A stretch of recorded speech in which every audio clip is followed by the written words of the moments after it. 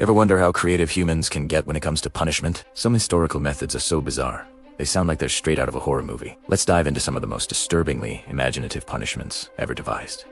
First up, the brazen bull from ancient Sicily. Imagine a giant, hollow bronze bull. Victims were locked inside, and a fire was lit underneath, slowly roasting them alive.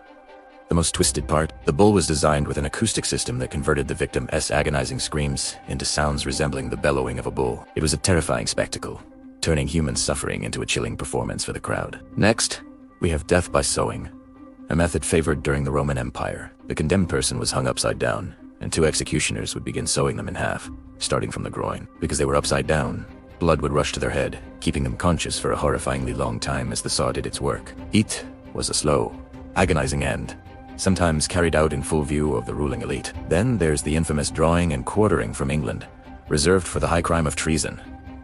This was a multi-stage execution. First, the person was dragged, or drawn, through the streets by a horse. Then, they were hanged until nearly dead, cut down, disemboweled while still alive, and finally, their body was torn into 4 pieces, or quartered. These pieces were then displayed in public as a gruesome warning to others. Let's also talk about being pressed to death. Another strange English punishment. This was used when an accused person refused to enter a plea of guilty or not guilty. Heavy stones were piled onto their chest until they suffocated. Bizarrely, some people chose this agonizing death willingly.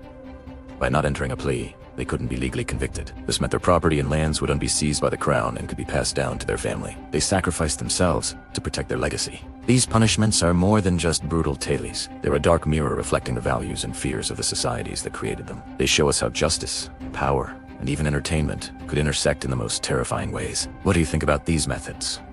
Let me know in the comments. Thanks for watching, and don't forget to subscribe for more deep dives into the strange corners of history.